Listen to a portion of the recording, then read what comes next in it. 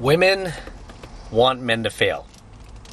Women do not want to see men succeed. And if you think otherwise, you are deluding yourself. Okay, because there is nothing that women hate more than a happy, successful man. Do not kid yourself.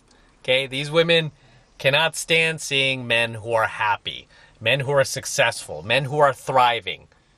Okay, whenever they see a guy like that, the first thing they want to do is bring him down. Even if she is attracted to him, initially, she may appreciate that. Initially, she may like the fact that, hey, this guy has his shit together. He is kicking ass in life. He is financially secure. He's in incredible shape. But once she starts dating you, her first order of business will be turning you from that alpha male into a beta male. And as soon as she turns you into that beta male, she will resent you for allowing her to turn you into a beta male. Right? That is basically the cycle of every relationship. You're an alpha guy. She sees you alpha. She gets attracted to that, pulls you into a relationship with her. And the moment you enter that relationship with her, her job from that point is to slowly turn you as beta as she possibly can. And then, once she has accomplished that, quickly resent you for allowing her to turn you into a beta male. Because there's nothing women hate more than a successful man, than seeing a man thrive, than seeing a man winning in life. Women hate that, okay? Especially if they're not attracted to you. They hate seeing you succeed. I mean, obviously, look at how women treat each other. When one woman sees another woman who is more successful than she is, who is happier than she is, who has a family that she doesn't, that she's always wanted, what does that girl do? She tries to pull the rug out from underneath that woman because she cannot stand to see another woman happy. And it's no different with us men, especially us men, especially these days with all of this feminist brainwashing and indoctrination that so many of these women have gotten since childhood, since birth, right? That men are evil, men are holding us back, men are the reason we don't have equal pay, men are the reason for this, men are the blame for that. Okay, it's always our fault, right, guys? It's always our fault why women are failing at life and why they can't get ahead in life. Of course, because women have, no self-accountability, because they have no agency, they are quick to point the finger. And who do they point the finger at? They point the finger at men, right? It's men's fault. It's men's fault for everything. A woman gets knocked up, she gets pregnant. Whose fault is it? It's the dad's fault. He knocked me up. I told him I wasn't on birth control. He got me pregnant, right? It's always going to be the man's fault. And at the end of the day, women, no matter what kind of relationship you have with them, do not want to see you succeed. They don't want to see you winning at life. Okay, especially if you're in a relationship with them. She definitely doesn't want to see you winning. Okay, again, she might appreciate that in the beginning when she's pursuing you. When you first start dating each other, she might appreciate the fact that, you've got your finances in order, that you're in kick-ass shape. But as soon as she has you locked down in a relationship, she's going to want to cut those things off. She's going to start trying to feed you bad food to get you fat, to get you comfortable. She is going to start sabotaging your business, your career. Make sure you don't work all these late hours at the office, right? Why is she doing these things? She's doing these things because a lot of it is because she doesn't want another woman to get you, to benefit from your resources. In many ways, she is mate guarding. Okay, she's doing classic mate guarding. And in many ways, it's because she doesn't want to see you happy. How many times have you been in a relationship where, you had like something exciting happen to you, right? Something maybe at work, your career, your business that you were building, something exciting happens that you're just excited about. You want to celebrate. Something big happened to you. But you tell your girl about it, and she does not share your excitement. She's actually a little perturbed. She's a little pissed off. Why? Right? She should be happy for you. She should be happy that something good is happening in your life. Instead, she's not. She's pissed off. She throws a hissy fit. She gets passive aggressive. She gives you the silent treatment, and you can't figure out why. You're like, baby, this is the best day of my life. Why are you ruining it? Why are you acting like that? And she's like, acting like what? Acting like what? Pfft, screw you. And you're like, man, this chick is ruining the best day of my life. Right? Why is she doing that? Because she doesn't want to see you happy. She'd rather see you fail. Okay, and as a matter of fact, when you are failing at life and you're having all sorts of issues, that's when she will be your shoulder to cry on. That's when she will comfort you the most. That's when she'll give you the most affection. Because at the end of the day, women love fixer-uppers. They don't really like guys who have their shit together. Most women love fixer-uppers. They like guys who are drug addicts, alcoholics, guys who are abusive, guys who have anger issues, guys who are fixer-uppers, guys who have problems, guys that have problems that she can help solve, right? And even that in itself is a red flag. And I'm not saying all women, by the way, because there are women out there who do appreciate a man who has his shit together. Not many of them, but there are unicorns out there that actually value high-value men and will appreciate you for the value you bring to the table. But since most women are dysfunctional and have mental health issues, especially these single women over 30 who are still unmarried, these women are not going to want to see you winning at life. They're going to want to see you failing at life so they could feel like, they have something to build. You're going to be like their little project that they're going to mold and shape into the perfect beta male. Right? That's what she's thinking. But if you've got your shit together, then really there's nothing to fix. In a way, she's afraid of that boredom. Like, this guy already has all his crap together. What does he need me for? Especially if she's a chick who does not have her shit together and you do. She's not going to value you the way you think or the way that you expect to be valued. Just because you're high value and she's so low value, she is not going to like the fact that you are winning at life, and she is not.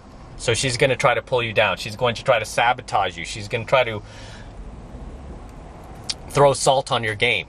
She's going to try to, manipulate your success to bring you down a notch. She's not going to be supportive, and there are a myriad of ways that women accomplish these things. Whether she poison drips you, put shames you, treats you with disrespect, treats you with low value, or whether she flat out gives you silent treatment and gives you the cold shoulder and just kind of zaps you of energy slowly. You ever have a girl do that to you where she just slowly zaps you of energy by giving you silent treatment, by ignoring you, by pretending she doesn't hear you half the time when you speak to her? You're like, oh yeah, honey, where do you want to go for dinner tonight? And then you're waiting for a response. Did you hear me? And she just sits there. And then you ask her for like the third time, babe, where do you want to go for dinner? And she's like, this place is fine. Like that kind of manipulative, abusive, it's like being emotionally abusive, by the way. That type of emotionally abusive behavior from her, that shit will zap you of energy. Okay? It will totally zap you of energy. I can't stand when girls do that, by the way. I drop girls like that. Girls like that have BPD, borderline personality disorder.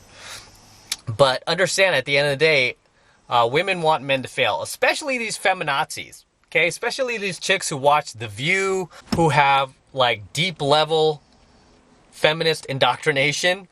These women do not want to see you succeed as a man. I don't know if you guys are on LinkedIn, but I got off of LinkedIn a long time ago, especially after I was done with corporate America. I just stopped using LinkedIn. LinkedIn is like probably one of the most blue pill platforms out there on the internet next to Facebook and Google. LinkedIn is so blue pill, it's insane. And so many of these chicks on LinkedIn, for example, are spewing nonsense about, women are still not getting equal pay, and we need more female CEOs. We need more women in tech. We need more female coders. And it's funny because they always point out all the fun jobs. It's like, yeah, women, they only want to bitch about all the fun jobs, but what about janitorial work? What about construction? Women are underrepresented in these fields too. What about being a truck driver?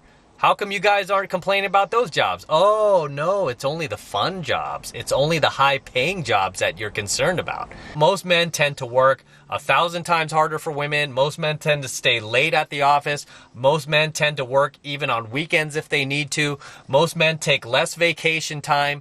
Most men are just workaholics, and most women are not. Okay, most women do not work as hard as men do, and most women do not negotiate as hard as men do when they get these jobs for higher salaries. And not only that, but most women do not enter dangerous fields and dangerous careers that men do, like building bridges, building skyscrapers, construction, oil drilling, right? Mining. Women do not enter these fields. They're too dangerous. They don't account for these professions, but yet they want to cry foul every time they see a statistic, it says that men make more throughout their lifetime. I mean, not only women, but society as a whole does not want to see men succeed. Why do you think you see more women in college these days than you do men? You see more women graduating from college than you do men, because society's entire agenda is to kind of put weights on men, right? Their whole goal is to hold back men and disempower men while empowering women. Society doesn't have our back. Hollywood doesn't have our back. Nobody has our backs but each other. And this is why it just stuns me when I get male haters hating on me in my comment section, or hating on other guys who are trying to help other guys. These guys are basically out there helping the gynocracy. They're helping feminism without even realizing what they're doing, when they should be out here supporting us, because nobody is helping us but each other. Okay, and these guys, as far as I'm concerned, that cheerlead for the gynocracy and hate on guys like us who are putting out this red pill content, these guys are traitors. They're traitors to their own gender. They should be hung upside down by their balls, if you ask me. Women do not want men to be happy. Make no mistake about it. They don't like seeing us happy. They don't like seeing us succeed. They shame us when we start to thrive in life. Finally, for men, a man's prime is between the ages of 35 to 55. A lot of studies say 35 to 45, but these days, based on what I've seen, I want to say it's 35 to 55. These are our prime years as men, when we can finally afford the best that life has to offer. We can finally date the hottest women we could never get before, right? We can finally afford that brand new Corvette Stingray Z06. We can finally afford that Lambo, the Ferrari, all the nice toys, the big houses. Yet, when we're finally able to get these things, what does society do? Do they praise us for being able to finally afford these things? No. Instead, they shame us. They're like, hey, what are you, having a midlife crisis? Why do you have to date this teenage girl, 19-year-old girl who could be your daughter? Who do you think you are? That's gross, man. Why don't you date a woman your own age? They start shaming you. Once they see you happy, once they finally see you successful, you don't get praise from society. By the way, that's another topic for another video. Just all the shaming tactics from the blue pill matrix that are designed to make you feel less of a man in your prime when you're finally able to get the things that you want, whether it be women, cars, money, houses. Don't pay attention to any of that stuff, and they start calling you oh, you're over the hill. You're 35, you're 45, you're 55. You're not over the hill.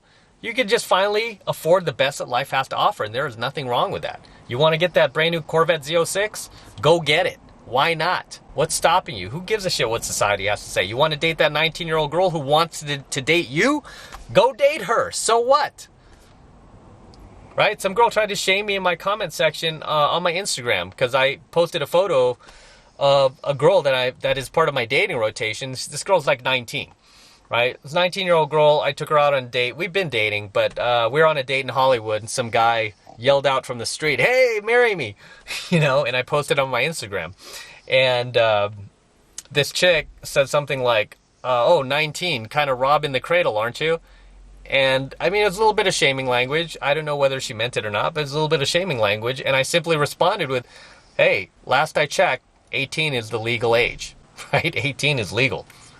In some countries, it's even 16. But I'm here in the States, The legal age is 18. And this chick I'm seeing is 19. So, you know what? What do you want me to tell you?